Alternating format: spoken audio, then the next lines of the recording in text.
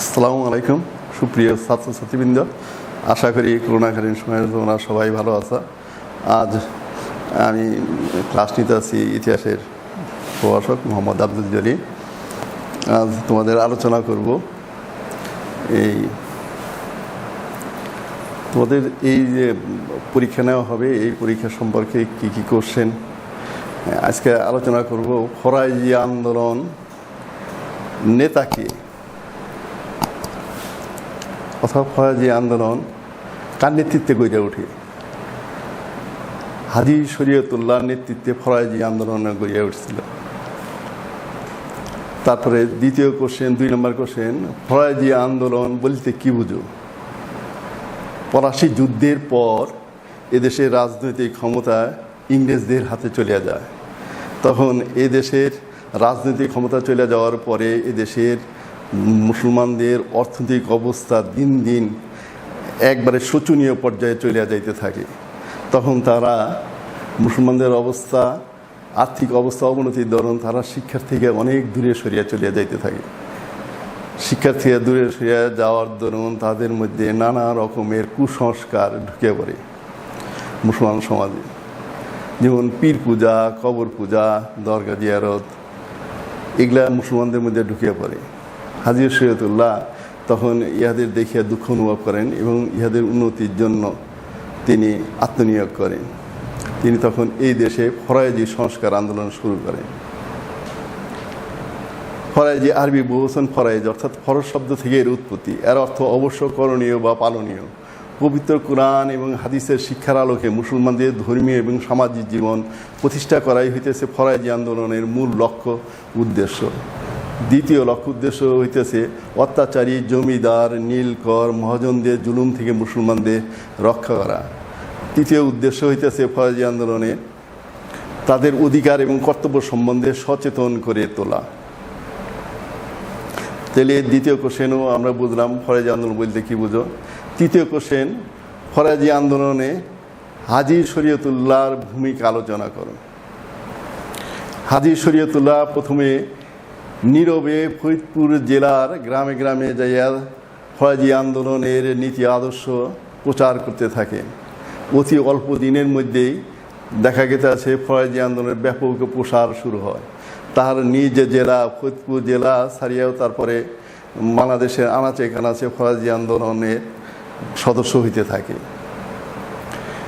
ফরাজি আন্দোলন দেখা গেছে কি তিনি ফরাজি আন্দোলনে লক্ষ্য উদ্দেশ্যগুলো ছিল হইলে, একদিকে জমিদার, নীলকর, মহাজনদের থেকে জুলুম থেকে রক্ষা করা, আর একদিকে তাদের কুরআন ও হাদিসের শিক্ষার আলোকে মুসলমানদের ধর্মীয় সামাজিক জীবন প্রতিষ্ঠা করা, আর এবং তাদের অধিকার কর্তব্য সম্পর্কে সচেতন করিয়া তোলা। তিনি মুসলিম সমাজে, ঐতিহ্যবাহী মুসলিম সমাজ থেকে মহরম, ফাতেহা, ওরস, মিলাদ, খতনা, কান ফুরানো, আড়ম্বরপূর্ণ বিবাহ অনুষ্ঠানের বিরোধিতা করেন। ওরস এই দেশে দেখা গেছে যে অনেকেই পীর সাজে এবং পীরের অনেকে মুরিদ থাকে। তারা মারা যাওয়ার পরে সেখানে ওরস করে, তার যে দিনে মারা গেছে ওই দিনে ওরস করে। এটা তিনি শহীদ বিরোধী কার্যকলাপ বলে উল্লেখ করেন। ওরস, মিলাদ, কোরআন হাদিসে মিলাদের কথা তেমন উল্লেখ নাই, এটা মিলাদটাও তিনি শহীদ বিরোধী কার্যকলাপ বলে উল্লেখ করেন। তারপরে খতনা, ছেলেদের মুসলমানি করানোর পরে যে ধুমধাম করিয়া আনন্দ অনুষ্ঠান করিয়া তার মাথায় পানি দেওয়া হয়, এটার বিরোধিতা করেন। তারপরে মেয়েদের কান ফুরানো করিয়া তারপরে আনন্দ অনুষ্ঠান করা হয়, এটার বিরোধিতা করেন। তারপরে ভেলা বাসানো, অনেক সময় দেখা গেছে যে নদীর তীরে অনেকে মিলিয়া ভুরা বানাইয়া তারপরে সেখানে এই আনন্দ অনুষ্ঠান করিয়া সেখানে প্রীতিভোজের আয়োজন করিয়া তারপরে বুড়াটাকে নানান রকম কাগজ দিয়ে সাজাইয়া তারপরে বুড়াটা নদীতে ভাসিয়ে দেওয়া হয়, এটার বিরোধিতা করেন, শহীদ বিরোধী কার্যকলাপ বলে উল্লেখ করেন। এমনকি তিনি দেখা গেছে যে মুসলমানদের তখনকার দিনের অর্থনৈতিক অবস্থা খুব খারাপ ছিল। মুসলমানরা কেউ 2-4 জন ধনী ছিলেন, এই ধনবানরা যাতে বিবাহ অনুষ্ঠানে অনেকে প্রচুর পয়সা ব্যয় করতেন, এটা যাতে না করেন, যেহেতু পাশের বাড়ির অনেকেই অভুক্ত অবস্থায় থাকতো, তাই তিনি ওই সময়ে যে বিবাহ অনুষ্ঠানে আড়ম্বরপূর্ণ বিবাহ অনুষ্ঠানের বিরোধিতা করেন। তিনি শহীদ বিরোধী কার্যকলাপগুলোকে দুই ভাগে ভাগ করেছেন, এক নম্বর শিরক পাপ, একটা বেদাত বা ইসলাম পরিপন্থী পাপ। শিরক পাপ হইতেছে পীর পূজা, কবর পূজা, এগুলা শিরক পাপ। আর একটা বেদাত বা ইসলাম পরিপন্থী কাজ হইতেছে ভেলা বাসানো, জারি গান গাওয়া, মহরমে মাতম করা, ভেলা বাসানো। আগেই বললাম যে ভেলা বাসানো অনেকে মিলে একটা ভুরা বানাইয়া সেখানে ভুরার মধ্যে রঙিন কাগজ দিয়ে সাজাইয়া তারপরে তারা খাওয়া দাওয়া অনুষ্ঠান করিয়া তারপরে ভুরা নদীতে ভাসিয়ে দেওয়া হইতো। ভেলা বাসানো এটা শহীদ বিরোধী কার্যকলাপ বলে উল্লেখ করেন। তারপরে জারি গান গাওয়া, অনেকে কোনো কাজ একত্রে করতে অনেকে কাজের মানুষ রাখে, সেখানে অনেক কাজের মানুষ একত্র হইয়া সেখানে জারি গান গায়। এই জারি গান গাওয়া তিনি শহীদ বিরোধী কার্যকলাপ বলে উল্লেখ করেন। মহরমে মাতম করা, দেখা গেছে মহরমের 10 তারিখে মোহাম্মদ সাল্লাহ সাল্লামের দহিতা ইমাম হোসেন তিনি মারা যান। ওইটাকে কেন্দ্র করিয়া মহরমের 10 তারিখে অনেকে দেখা গেছে কাদিয়ানি মিছিল বাইর করে, এর বিরোধিতা করেন। এবং সেখানে অনেকেই দেখা গেছে ঢোল ঢাগর বাজাইয়া নিজের শরীরে রক্তাক্ত শিকল দিয়ে বাইরে নিজের শরীরে রক্তাক্ত করে, অনেকে ব্লেড দিয়ে কাইটা নিজের শরীরে রক্তাক্ত করে। এটা শহীদ বিরোধী কার্যকলাপ বলে তিনি উল্লেখ করছেন। তারপরে দেখা গেছে তিনি এই দেশকে দারুল হার্ব বলে উল্লেখ করেন।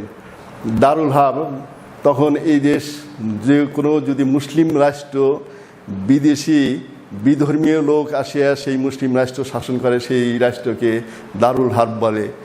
তিনি ফতোয়া দেন যে দারুল হার্ব যে সমস্ত রাষ্ট্রে দারুল হার্ব সে সমস্ত রাষ্ট্রে জুমার এবং 2 ঈদের নামাজ পড়া না জায়েজ বলে তিনি উল্লেখ করেন, যতক্ষণ পর্যন্ত ওই মুসলিম কান্ট্রি থেকে বিদেশি শাসনকর্তাকে তার ওই শাসনকর্তার পদ থেকে অব্যাহতি না দেওয়া হয়, সরানো না যায়, ততক্ষণ পর্যন্ত 2 ঈদের নামাজ এবং জুমার নামাজ পড়া যাবে না। এমনকি নবজাতকের জন্মকালে কেবল ধাত্রী দ্বারা শিশুর নার কাটা চলবে না। শিশুর নার কাটতে হলে ধাত্রী এবং শিশুর প্রিয়জন পিতা অথবা চাচা যে কেউ মিলে এখানে শিশুর নার কাটবে। তখনকার দিনে ধাত্রীরা অধিকাংশ ধাত্রী ছিল হিন্দু, এই কারণে তিনি এটার বিরোধিতা করেন। তিনি আরও বলেন যে দেখা গেছে চিরস্থায়ী বন্দোবস্তের বদলতে তখন জমিদাররা অসীম ক্ষমতার অধিকারী হন, জমির একমাত্র মালিক হন, তারা জমি বেচা কেনার ক্ষমতা তাদের হাতে চলে যায় এবং তারা প্রতি বছর দেখা গেছে বিভিন্ন প্রকার কর ধার্য করেন। অধিকাংশ জমিদার ছিল হিন্দু জমিদাররা তারা বিভিন্ন পূজা পার্বণ উপলক্ষে কর ধার্য করেন, কিন্তু কর দেওয়ার প্রথা ছিল একটাই, শুধু খারাজ বা ভূমিকর। কিন্তু দেখা গেছে হিন্দু জমিদাররা তারা বিভিন্ন পূজা পার্বণ উপলক্ষে, দেখা দুর্গা পূজা, কালী পূজা, এমনকি তাদের ছেলে মেয়েদের বিবাহ অনুষ্ঠানের জন্য তারা কর আদায় করত। এমনকি দেখা গেছে যে যোগেশচন্দ্র বড়াল তাহার বিদ্রোহী বইটা গ্রন্থে লিখছেন যে মুসলমানদের দাড়ি রাখার জন্য 2.5 টাকা হারে কর নিত হিন্দু জমিদাররা। তিনি এগুলার বিরোধিতা করেন। তিনি ফরাজি আন্দোলনের সদস্যদের বলেন অতিরিক্ত কর যেন তারা এই জমিদারদের না দেন। এবং হিন্দু জমিদাররা দেখা গেছে যে কুরবানি ঈদের সময় মুসলমানরা গরু কুরবানি করতো, এটার বিরোধিতা করত। এবং তিনি বলেন যে এই তোমরা তোমাদের গরু কুরবানি চালিয়ে যাওয়া, ওই হিন্দু জমিদারদের কথা মতো গরু কুরবানি বন্ধ করবা না, এটা বিরোধিতা এইরকম করেন। তখন দেখা গেছে যে হাজী শরীয়তুল্লাহর বিরুদ্ধে তায়ানি মতবাদের অন্যতম প্রচারক মৌলানা কেরামত আলী এর বিরোধিতা শুরু করেন। তিনি ফরাজি আন্দোলনকে ইসলাম ধ্বংসের একটা ষড়যন্ত্র বলে আখ্যায়িত করেন। দেখা গেছে যে এই তায়ানি মতবাদের প্রচারক মৌলানা কেরামত আলীও ফরাজি আন্দোলনের বিরুদ্ধে চরমভাবে আন্দোলন চালিয়ে যাইতে থাকেন। একদিকে হিন্দু জমিদার, নীলকর, মহাজন এরা ঐক্যবদ্ধভাবে ফরাজি সদস্যদের উপরে বিভিন্ন অত্যাচার নিপীড়ন করতে থাকে। তখন হাজী শরীয়তুল্লাহ তাহার প্রধান শিষ্য জালালউদ্দিন মোল্লার উপরে একটি লাঠিয়াল বাহিনী গঠনের নির্দেশ দেন। তার নির্দেশে একটা লাঠিয়াল বাহিনী, জালালউদ্দিন মোল্লা একটি লাঠিয়াল বাহিনী গঠন করেন। তিনি এই দেশে পূর্ণ ইসলাম প্রতিষ্ঠা করতে চাইছিলেন। দেখা গেছে তিনি 1840 খ্রিস্টাব্দে হাজী শরীয়তুল্লাহ মারা যান। এটা 3 নাম্বার কোশ্চেন। হাজী শরীয়তুল্লাহর ফরাজি আন্দোলনে হাজী শরীয়তুল্লাহর কৃতিত্ব আলোচনা করলাম। এখন হইলে চতুর্থ কোশ্চেন। উদ্দীপকের সাথে 4টা কোশ্চেন থাকে। একটা হইলে প্রথম কোশ্চেন বললাম হইলে ফরাজি আন্দোলনের নেতা কে ছিলেন বা ফরাজি আন্দোলন কার নেতৃত্বে ফরাজি আন্দোলন গড়ে উঠছিল। দ্বিতীয় কোশ্চেন ফরাজি আন্দোলন বলতে কী বুঝো। তৃতীয় কোশ্চেন হইলে ফরাজি আন্দোলনে হাজী শরীয়তুল্লাহ ভূমিকা আলোচনা করো। চতুর্থ কোশ্চেন হইলে ফরাজি আন্দোলনকে কি কৃষক বিদ্রোহ বলা চলে। দেখা যাইতেছে যে ফরাজি আন্দোলনের অধিকাংশ সদস্য যদিও কৃষক ছিল, কিন্তু শুধু কৃষকদের স্বার্থ রক্ষার জন্য এই আন্দোলন গড়িয়া উঠিয়ে নেয়। শুধু কৃষকরাই ফরাজি আন্দোলনের সদস্য ছিল না, অন্য অন্য পেশার লোকজনও ফরাজি আন্দোলনের সদস্য ছিল। বিভিন্ন পেশার লোকজন ফরাজি আন্দোলনের সদস্য ছিল। তাই এটাকে কৃষক বিদ্রোহ বলা চলে না। ফরাজি আন্দোলনকে কৃষক বিদ্রোহ বলা চলে না। শুধু কৃষকদের স্বার্থ রক্ষার জন্য এই আন্দোলন গড়িয়ে উঠে নাই বলিয়া ফরাজি আন্দোলনকে কৃষক বিদ্রোহ বলা চলে না। আজকের ক্লাসে তোমাদের এই ফরাজি আন্দোলনের সম্পর্কে আলোচনা করলাম। নেক্সট ক্লাসে অন্য একটা টপিকস নিয়ে আলোচনা করব। অ্যাসাইনমেন্ট পরীক্ষায় যে সমস্ত বিষয় আসতে থাকবে সেই সমস্ত বিষয় নিয়েই এখন আলোচনা করব। আশা করি তোমরা ভালো থাকবো। করোনাকালীন সময়ে তোমরা সবাই ভালো থাকবে, এই বলে আমি আমার আজকের বক্তব্য শেষ করছি এখানে। আসসালাম।